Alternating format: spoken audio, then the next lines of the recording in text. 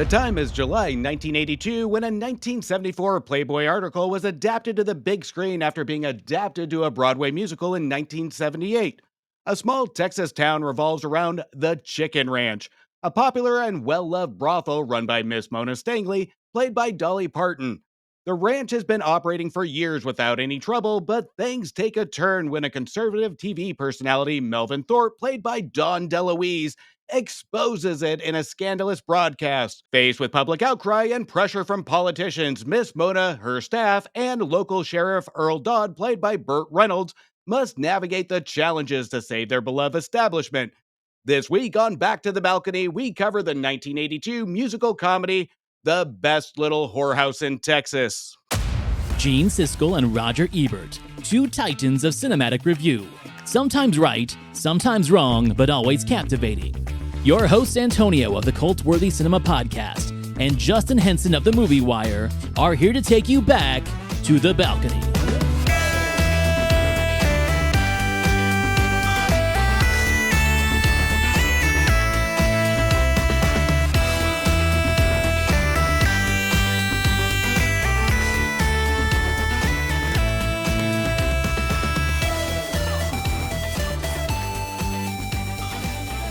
Now, if there was a title of a musical to bring audiences into Broadway and movie theaters, all wearing sunglasses and trench coats, this bluntly would be it.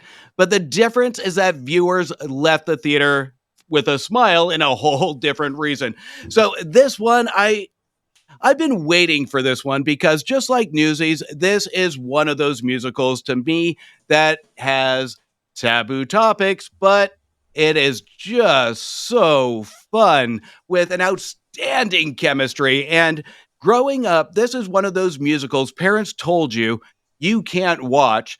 So as a kid, peeking my head out of the bedroom door, watching it, I can see why, but that didn't stop me from enjoying it because the nudity, the subject matter, even though that's taboo, the musical numbers just outpowered all of it. So there is so much cartoonish fun to this movie that knows exactly what it is, and it doesn't back off on being what it is. It is a total cartoon. It is just a toe-tapping good time. And this one, I kind of fear that is being lost in time, and it should be seen.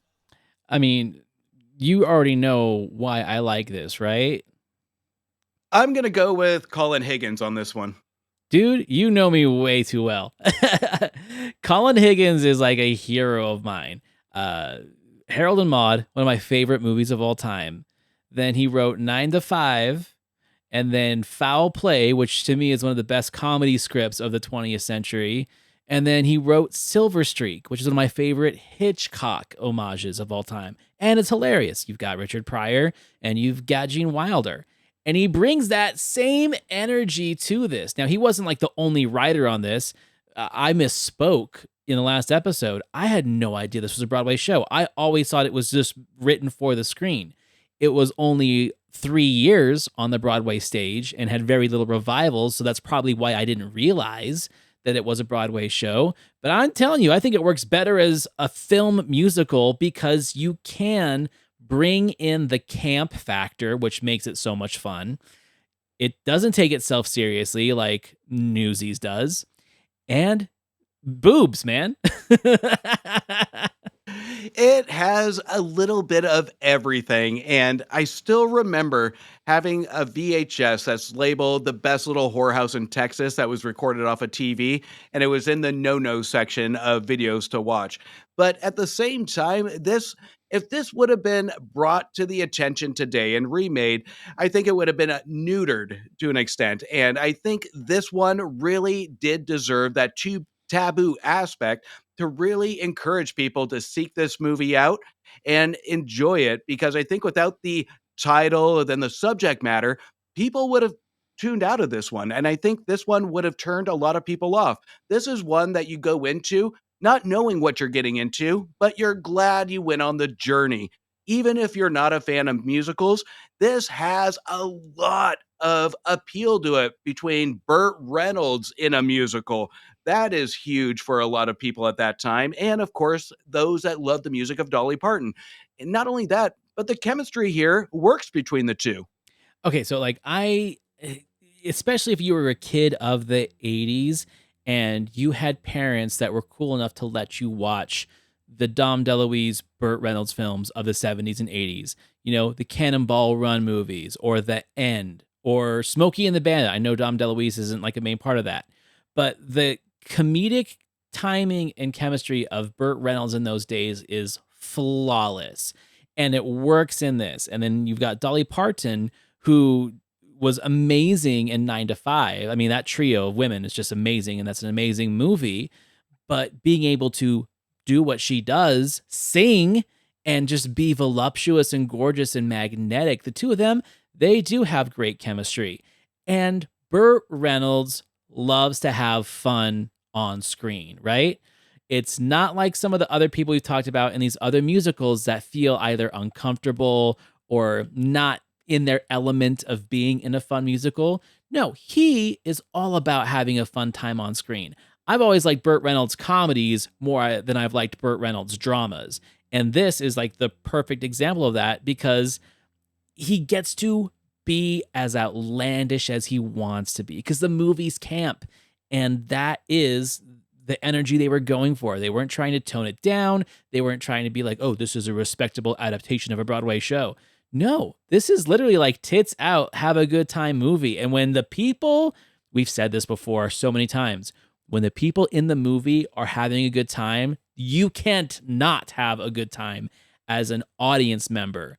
Critics maybe might have a different opinion, but as an audience member, man, there is nothing about this musical that doesn't just scream good time. And there's nothing that doesn't work here because here's one of my favorite things that really does build the chemistry between our two main actors is that it's a good contrast that you have this cowboy, we get that Burt Reynolds feeling, but the minute he's in front of Dolly Parton, he is a teddy bear, he is sweet, and he is just kind of relatable to the vast audiences where a lot of us are when we're dating a female that we like or whoever it may be.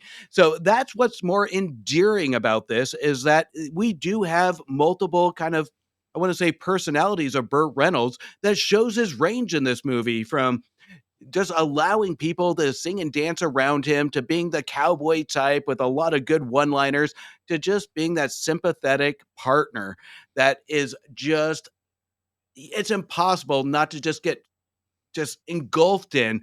And I have to say, I must have watched the Charles Durning number probably about 20 times because nothing screams fun than his musical number where he's doing a little jiggle. Dancing little sidestep, man. Charles Durning dancing Charles Durning is like one of my favorite things. Yeah, any movie where anytime he gets and dances and has some fun, especially when he's Doc Hopper in Muppet Movie, like the dude is a treasure and he's so great in this. This kind of speaks to like the very first time you and I did any kind of collaboration was in the first year of the Cult-Worthy Classic where we talked about the producers. That was our first collaboration as podcasters and as friends. This to me has the same energy as the producers. It's not as tight as the producers is, but it has the same tropes and it hits the same notes that the producers does for me. The performances, specifically the side characters, right? Like Dom DeLuise is only in the movie for like 5 minutes, but it is an impactful 5 minutes. It's a 5 minutes that just makes you laugh. The character is so ridiculous. The fact that he stuffs his pants is hilarious. The little page boy haircut he sports, 100% on board. The fact you have Gomer Pyle in this movie as kind of like the Greek chorus, right? He kind of comes and like tells a story about the best little whorehouse in Texas. I'm not a huge fan of Gomer Pyle, the show, but I love Jim Nabors in this movie. And of course, Durning showing up at the end to steal the show.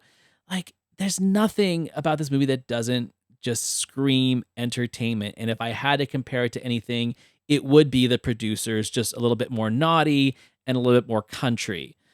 And the one thing also I want to say about this is that I love Burt Reynolds' performance in this so much.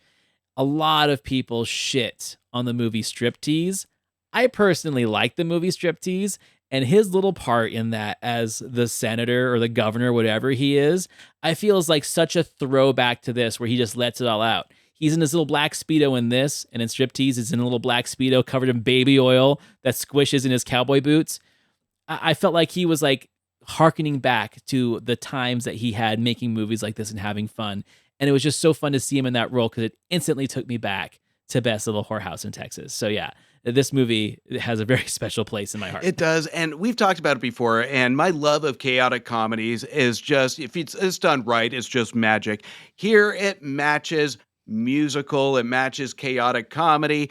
Again, I use the term cartoon, and that's exactly what it is, just with a whorehouse. Is it has all of that. And when we get to that scene where we have the cartoonish music of the football players running through the house with the investigative team going through it, that is just pure comedic gold. And even though extremely illegal, I'm sure, but we don't care about the implausibilities of this story because it does a great job building all this. It itself realizes where we can just safely just sit back and say, I don't care about the flaws because it is impossible not to smile at these performances. And we talked about it last week on the chorus line. This is an ensemble movie, even though Burt Reynolds and Dolly Parton do have a great chemistry, but all the characters here are important. They play a part to progress this story into the fun factor. So a musical cannot work with just two sole characters. You have to have the chorus line. You have to have the ensemble. You have to have likable characters.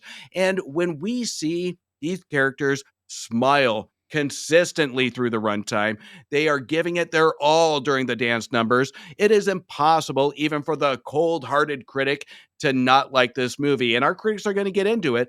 But this is where they are, again, we talked about last week, where they are comparing and contrasting, where we're looking for that negative. We're comparing it to the human nature of looking for something you don't like because you love the original so bad. So this is where the movie to newcomers is going to be honestly more effective. The chemistry between Burt Reynolds and Dolly Parton, I think, works so well for me because she carries him through the musical numbers, right? Like I love the little number of, hey, we're not romantic, but there's nothing wrong with like having a roll around with you. Like it's a cute little scene. He knows that he's not the best singer. He kind of sing talks his way through the song, very similar to the way that like Rex Harrison sing talks his way through Henry Higgins in My Fair Lady, and the other character brings it along. And there's like something so charming about that where like she with her performance helps boost his, which it's fun. He's bringing a fun performance, but we don't care that he doesn't have a Broadway quality voice because it's just fun. It's just entertaining. And I think that is the kind of fun that a lot of musicals miss in my opinion, is that I feel like, I don't know, there is something about the theatrical ego that's different than the movie star ego, right? Theatrical egos are almost bigger. I mean, look at Patti LuPone. I've never seen a larger theatrical ego than hers. And that's kind of what it has to be because you're bringing so much performance onto a stage. Listen to any theatrical actor and they'll tell you like, oh yeah, those film people get to yell cut. They get to go take 5. They get to go to their trailer, but not us. We're doing this 8 shows a week over and over and over again. We don't get breaks. We don't get stuff like that. And she's right, So when you're doing a film version, to be able to kind of bring that energy and umph to that and not feel like it's a phoned in performance because it's a movie, not a stage production, it really means everything in the world, especially when you have a production like this that's meant to be over the top, that's meant to be camp. I think that's why I hated the film adaptations of Les Mis so much, right? Because they try to make it too cinematic. But I'm like, but it's not supposed to be. It's a theatrical production. Why are you trying to make it into a movie? I as we're going through these episodes, I'm understanding why I despise film musical adaptations so much, is because so many of them feel like they're stripping away everything that made them cool on stage, but trying to make them more cinematic. That's what I love about just stage shot musicals that gives the opportunity for everybody to see it in its raw form. So Yeah. it doesn't strip anything away. You're seeing it as raw. But what I really appreciate about the characters and the chemistry is Dolly Parton after 9 to 5, she's still new to the acting business. Burt Reynolds is a hot commodity. And making this film, he wanted in his contract to make sure that he sings. So you have new elements added to this where it could lead to disaster. So the direction here and the character direction here has to be strategic, it has to be organized, and it has to have a vision. And we should give a lot of credit to the direction here because controlling this production had to be a feat. And the overall message is Dolly, be yourself. Bert, have some fun and go all in. And these two are the perfect match for that because you have the fun factor and you have Dolly Parton's just overall niceness, just the humility of her that just is new to this and she wants to listen, learn. So you can tell that went into this production, and the overall feel is just go in, have fun. If we have to pivot and self correct, we'll do that later. And we captured a lot of the fun elements here. So it almost felt like from this wasn't even a job. This wasn't even, you can almost tell that they would have done this for free because the off Yeah. screen chemistry between the cast, you can tell was just electric. It was fun and it matched the vision of the writer and director. And that is the brilliance of Higgins when it comes to a lot of his comedies is he knows if you can't have fun, it's not going to be a comedy. He was a perfect match as a director for this movie to make it that chaotic cartoon musical feel. Cartoon musical feel. So what he does in 9 to 5, some of like everyone's favorite moments are the fantasy scenes, right? You know, when they're all stoned and they each have their fantasy of how they're going to kill Mr. Hart, right? The energy in those segments is what he brings to this movie. Like when you see the staging, when you see the shots, when Dolly comes down the stage, you can tell that it is his eye that is making it fun because it really matches the energy of those fantasy sequences. He's not afraid to be dramatic either because there are some scenes of drama and sadness, you know, like, oh, are they going to get together? Oh, is the whorehouse really going to shut down? Blah, blah, blah. But that's the brilliance of his direction is like he knows how to change the tone and channel the energy where it really needs to be. And we've talked about this in Newsies. Like when I said one of my biggest complaints of it is its ebb and flow. It doesn't have a good ebb and flow for entertainment because it's trying to tell a dramatic story and then throw fun musical numbers into it. Not my cup of tea. But this, the ebb and flow is perfect because the dramatic points are just short enough and long enough and dramatic enough to get the point of the story and the conflict along, but it gets us back to where we want to be. And that is more fun songs, more fun comedy, more fun, like little wink, wink nudity. But it's the formula. The ebb and flow is perfect. Are people going to have complaints about the movie? I don't like the music. I don't like the songs. I don't remember songs. Maybe it's just not for you. Just like Newsies isn't for me, right? But no, like I said, like this is kind of like a masterclass in fun filmmaking. The filmmaking aspect, but a master class in musicals because how often or not then we watch a musical and it's just tied up with overly prolonged dance numbers, and that was my complaint on Chorus Line in the beginning, is that it was too Yeah. prolonged. Here, the energy is there. You can have a 5 to 7 minute dance number and the energy is still fun. It doesn't take away from the story. It has great editing. It has great camera shots to really capture the fun factor. Even when we had the football team visit the whorehouse for the first time, that wasn't a fun, engaging number. Even the locker room scene where we see a lot of butts in it. You know what? It's nudity. It's fine. It's a great number regardless. You you can't complain on the energy that goes into these numbers.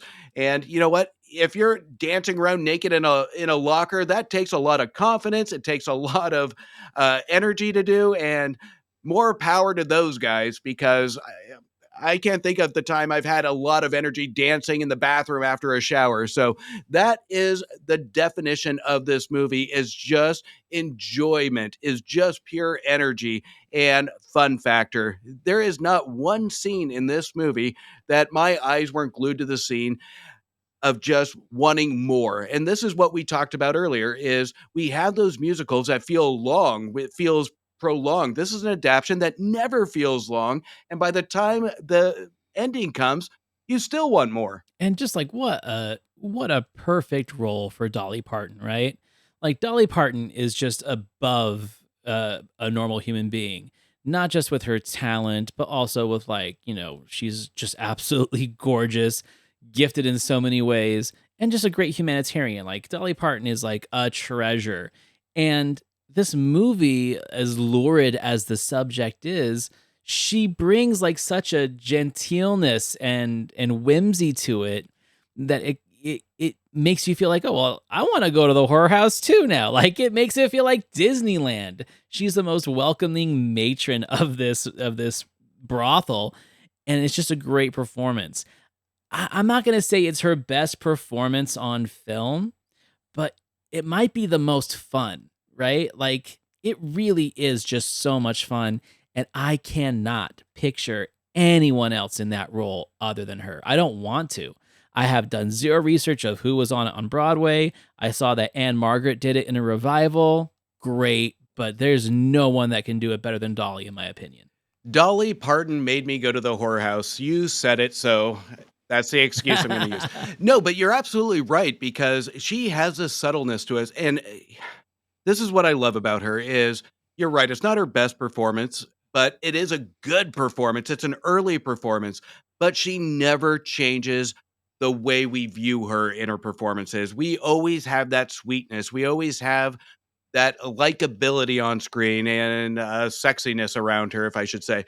But there is always something about her that's deeper, and we can see that. And not only from her, but any co star that interacts with her, we can feel them adjust to her, not the other way around, because she has a subtle performance. And we've seen that in a lot of actresses over the years. But here is different, where we never lose the likability, we never lose the substance of dialogue because our eyes are glued on Dolly because it's just a magic about her that on screen where we know that it's going to be infectious. We already know if we see a Dolly Parton movie that worst case scenario, we're going to like Dolly. I mean, so like I've watched this twice since we announced it that we were doing it.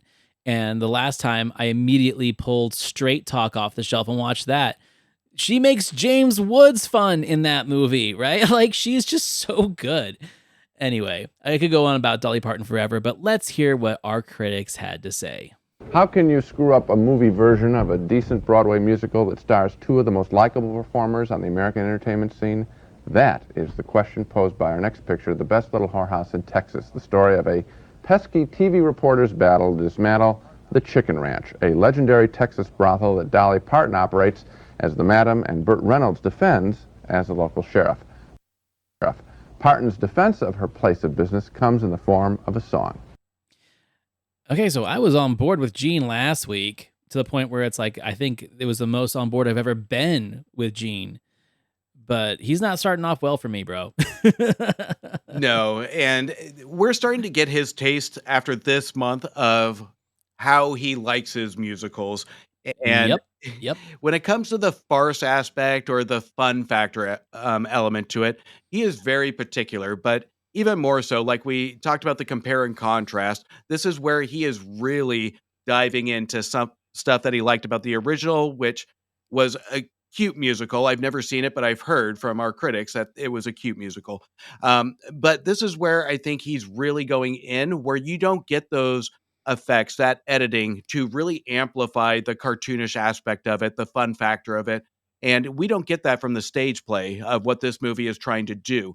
So, and Gene wasn't having any of it, it sounds like here, but he's not opening up the intent of what this movie is trying to do, which is intending to be fun, which is intending to take a taboo topic and not make it so taboo, but make it more of a generalized symbolic combination of politics, public opinion, media, and still makes it fun. And I think he missed the boat on this one. You nailed it right on the head where it's like he is very selective of what he finds fun because we've discussed horror movies that he found fun. And then there's horror movies that we find fun that he thought were just garbage, you know? It's really hard to kind of tell what he likes. But you're 100% right. Now with this last episode of Musical March, we kind of see what he is looking for in his productions. He goes on. We don't ever see anything dirty going on in this movie. In fact, the only slightly dirty fun comes in the film's only delightful scene where Dolly buys Burt some skimpy black underwear. That scene is what is right with this movie. Unfortunately, it's one of the few scenes between these two actors that is any fun. Much more time is spent defending the chicken ranch. You didn't see Dolly and Burt together in either of those scenes, and they don't have much of a relationship in this film. Also, the songs aren't particularly memorable. Instead of what is really sticking out as I watch this picture, the foul language, occasional glimpses of nudity, some embarrassing barnyard humor. The Best Little Whorehouse in Texas is sort of a disappointment. Okay, so he's wrong. The songs are great. The songs are a lot of fun. Yes, that might be my favorite scene is, them in the bedroom after she kind of sneaks in. She buys him the Japanese slingshot little thong that he gets to parade around in, which you can tell he's 100% confident in that performance. He's like, I don't care. I'm having a blast. I get now how sometimes you get frustrated with me when I don't like a musical that you like, because I'm having that exact same reaction right now with him. It's like, how did you not have fun with this? Whether it's your kind of musical or not, let that be damned. How did you not have fun with this? What were you looking for in this? My only intuition is that the Broadway version, which I know nothing about, must be more serious and not as fun, because I don't know. There has to be a reason why he's so resistant toward what this movie's doing. Well, Gene saw this musical, and he said it right from the get-go, is his main complaint is it wasn't naughty enough. It wasn't taboo enough. And that's where I think he's really contrasting what he saw, that this movie is trying to intend to be something different. It's supposed to be something on screen that's meant for a vast audience with a little bit of a taboo topic and some nudity. And Gene didn't like that. He liked the original of what he saw. He liked the original serious. He liked the naughtiness of it. That's not what this is. You do have the subject matter, but when it comes to the music, there is so many electric songs here. Now, I'm going to contradict myself, where we can take, like I said, you can take 2-3 songs, make it a good musical. Here, we may not have that, but we have not one song that is infectious to watch. So I might not listen to it on a soundtrack, but you know what? My eyes are going to be glued to the screen. So that's where I think this is where Gene really misses the fact that it's not intended to be super naughty. It's not intended to be super serious. It's just a goofball musical that wants you to just feel good. And one of the biggest problems I have with some musicals is some songs are just sluggish to get through, right? You're going to have some fun songs, but for every fun song, you're going to have singing about your broken heart out the window, You're going to have Sondheim stuff that I just don't care for, but you do, picking hairs here. But yeah, this movie cares more about the fun than it does about prestige, right? It's like, I don't care about theatrical prestige. We're a camp musical. We're about prostitutes, for Christ's sakes. Let's just keep going with the fun. Roger jumps in. I was disappointed. I loved Dolly Parton. I thought she was so great in 9 to 5. She had such exuberance and cheerfulness. Burt Reynolds is a great entertainer. Where were they when this movie was made? Their minds seemed to be 1,000 miles away. And as far as the filmmaking is concerned, the choreography we saw there was more like crowd control, get everybody to go up and down the steps at the same time. I can't remember a single one of the songs. We just heard one, and I still can't remember it. Yeah. This movie just misfires. It's just not the movie it should have been. And I don't understand it. When I saw the play, and I thought it was kind of cute on Broadway. Then you hear this casting, and two of the most likable people you can imagine. I don't know what happened. I don't know why they didn't give more scenes of the two of them cutting up and having fun in the bedroom. Well, instead, I think they felt they were so obliged to defend this notion that they're going to make a movie about a whorehouse and the word whorehouse that the heart of the film, that their relationship just was forgotten. The basic change between Broadway and the movie is that there is a relationship between the sheriff and the madam, and it's a love relationship between contemporaries. Right. So they make that change, and they don't give you the love relationship. Dolly and Burt had one big scene where they sit under the stars and talk about shooting stars, and how she wanted to be a ballerina. I wanted to see him, what's the line? Kiss is one. What's the line from On the Golden Pond, though? suck face, you know. There'd been a little more suck face in this movie. That would have. I think you mean kiss, right? Fine, whatever. Okay. Yeah, so Gene had the perfect response to that. Like, I don't know what Roger's talking about. First of all, don't quote on Golden Pond. It's not quotable. And yeah, I mean, Roger's usually the defender of this kind of stuff. And he is even like putting the sourness on it. I think I could have gone a lifetime without hearing Roger say suck face. I'm just Suck saying. face. But it sounds like both of these guys are on the same page, that they wanted kind of what I said in my introduction is they wanted something naughty. They wanted so much more, because the first thing out of Gene's mouth again is that he wanted something more in the bedroom. So when you walk in with expectations, and this is kind of a double-edged sword with a movie called The Best Little Whorehouse in Texas, is you're going to have an expectation. I get that.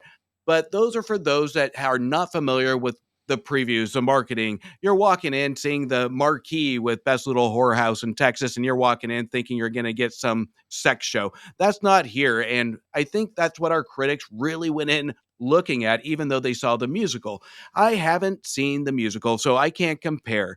But if it was as naughty as what they're kind of assuming this movie was going to be, they were tiptoeing into this theater hoping for a sex show. But what really burns my butt on this one is calling Burt Reynolds, from Roger Ebert's quote, an entertainer. Because you know what?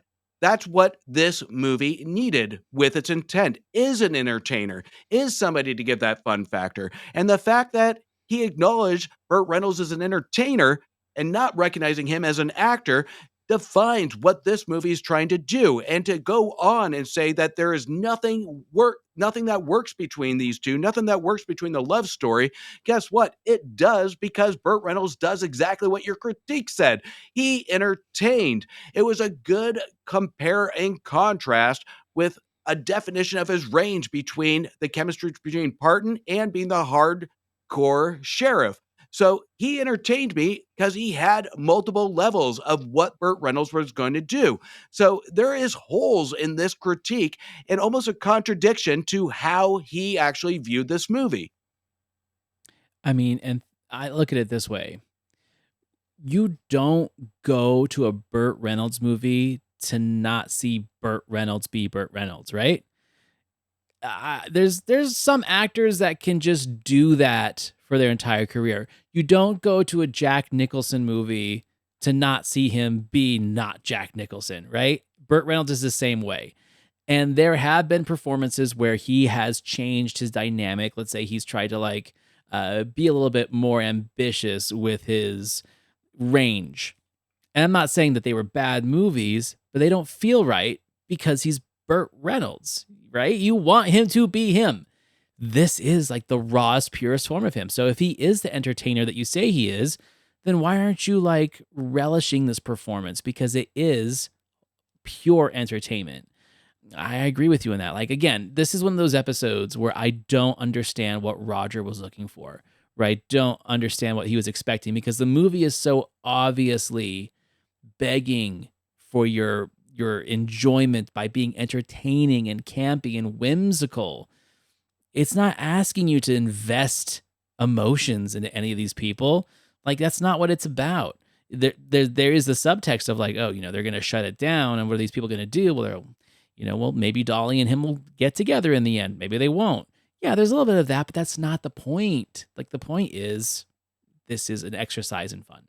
Well, and we get into also the point that they're trying to make is that they wanted more out of the relationship between Parton and Reynolds, and they wanted to see something more out of that. And they keep hinting at more of the sexual nature. But here's where this movie becomes a little bit more timeless and contradicting to the title is Reynolds' character shows respect to Parton. He shows a level of care and love where Parton is not an object. And that's where this chemistry really does work. And the character definitions actually do work, because we can easily have the landlord of a whorehouse and treat her like an object and treat her as a stereotypical character. But we don't get that here. Reynolds, there's a gleam in his eye every time he sees her. There's a respect and care for the outcome of her. And that is something that this movie is very clear on what it's trying to do, is show that these females are not just objects. It's a situational thing that's happening in the background, but the characters are never really objects. They are really caring people that really do deserve some respect to a level. So the whorehouse piece of it, yeah, it's taboo. I get it. But all the co-characters, all the co-stars, the fun factors in the background, the respects in the forefront, and that's what makes this chemistry work. It's not about the naughtiness that our critics wanted to define this movie as. And being able to tell cleverly the story of the hypocrisy of, let's say, the conservative straight-laced people who are actually deviants, behind closed doors, where the most organized, efficient, and caring people are the people in the whorehouse. They're the ones that take care of people, not just their own, but like they're discretionary. They're not telling who's showing up. They've got tight lips. It's a very structured business. Meanwhile, everyone that's trying to bring them down has all their little deviances. Like that is the part of the story that I think it's not like the first and foremost point of what they're trying to say with this movie, but it is, the underlying theme of like the hookers with the heart of gold. Well, these have the goldest hearts out of all of them, right? And Reynolds is perfect because he's the sheriff, and while he is protecting the law and breaking it at the same time, he knows that his role in this town is like 100% like congratulatory. Like he's just the sheriff and he takes care of the town, but he's not a hypocrite like the people in charge. He just wants to kind of protect everybody and, get wet a little once in a while. And there's nothing wrong with that. It's fun. That's the whole point. So yeah, if they're looking for messages and themes in this movie, they're picking the wrong movie. Like that's what I think the biggest issue is like, why are you trying to put a nuance in this movie that's not there? Like, leave it alone. It's just fun. Well, and Reynolds and Parton are both in control here, and they're both in caring of what the public wants versus what Parton's girls want. And we even get that during the climax where we have that musical number of care of where they're going to go, what they're going to do next. Never is this this profession defined as I'm forced to be there. We don't get that stereotypical sad story. These girls feel a care for unity and family. If we take out the topic of sex, this is a family unit that really do care about one another, and it says it in a subtle manner, and it shows it based on leadership of who's taking care of the girls. Same with Burt Reynolds as trying to take care of the public. That is voicing what they actually want. So in a way, there are two different communities coming together here to really show an aspect of leadership and caring and how to lead and how to care for the people below you. I'm getting a little too deep with the best little whorehouse in Texas, but there are subtleties here if you really look at it. But it goes unappreciated given the title and given the genre that it's trying to execute. Yeah, and like so many films that we've covered in the 60-something episodes that we've done, is that if they don't walk into a theater, if they don't walk into a movie, and if they aren't given the gratification that they are expecting within like the first 10 minutes, then they're instantly turned off to whatever the movie's trying to give them. And I can't defend them too much on that because they are supposed to be the voices of reason and logic in this. And I think, the fact that this was the most financially successful live action musical until Dreamgirls came out in 2004. That was a statistic that blew my mind. For live action musicals, this was the most financially successful until Dreamgirls in 2004. People liked it, and it has a strong cult following. So once again, critics are wrong. Audience was right. It also depends on how many bought the ticket, realized it wasn't about a real whorehouse, and walked out. Well, you shut up because I believe that everyone who bought a ticket left with a smile in their heart and a funny feeling in their pants. Okay, so when it comes to the critique of Mr. Gene Siskel, hey, he was my hero last week with the chorus line, but he is now the dark Sith Lord of this episode. I'm giving him a D on this. The only thing that keeps it from being an F is at least he was complimentary about the chemistry between Burt Reynolds and Dolly Parton in that one scene. At least he gave them that. That's what saves him from a total F.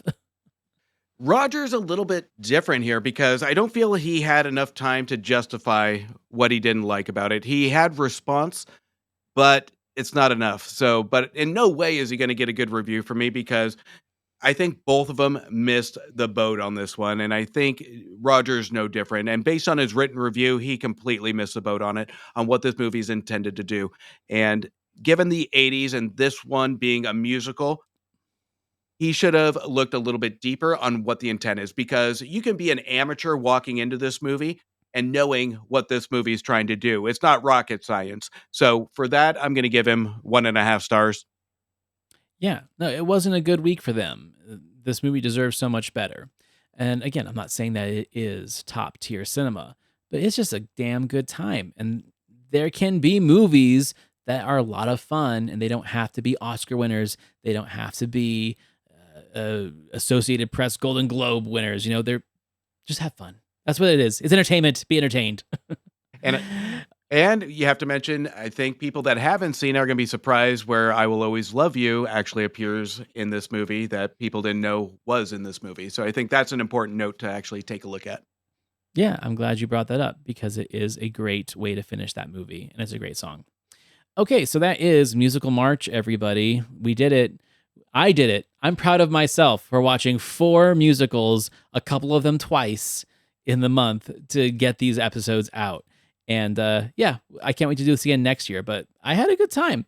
Newsies, like I said, I don't regret rewatching Newsies. I'm glad I rewatched it. I still have antagonistic feelings towards it, but I get why people appreciate it, and I'm big enough to own up to that. It's just great for some people, just not for me. I have to say, I'm proud of you for this month on getting through a whole month of musicals, and sneak preview next year, I'm bringing Newsies again. You're welcome. Great. Okay, so I don't think I'll change my opinion on it, but you never know. We'll see what the year does. Okay, so next week we are getting out of musicals, and we're getting into the films that we've been teasing you about since the new season started in January. And that's movies that Justin and I are not familiar with. We've started putting lists together of films that they reviewed that either we never saw or didn't even know about. And so the first one that's on the list is 1993's Blink, starring Madeline Stowe and Aidan Quinn, directed by Michael Apted. 3 people that I really like, and this movie flew over my radar. I'd never even heard of it. You've already watched it. I have to watch it now, and we'll talk about it next week. So yeah, this next month or so, it's going to be discoveries for us. So stay tuned for that one. It's funny because when I picked this movie, I thought we were doing it on a previous episode, and I thought that you picked it. So that's how random these reviews are getting right now, is we're picking movies based on reviews. And I'm excited for this discussion, and I'm glad I got to see this movie. Yeah, cool. So yeah, I'm looking forward to it. I'm going to watch this week. So everyone, you know what to do. 5 stars, rate, review, subscribe to both our YouTube and wherever you listen to podcasts. You can follow me and my show, The Cult Worthy Cinema Podcast, at thecultworthy.com. And you can follow my co-host Justin over at TheMovieWire.com. Justin, it was a pleasure. I will see you next week. See you next week.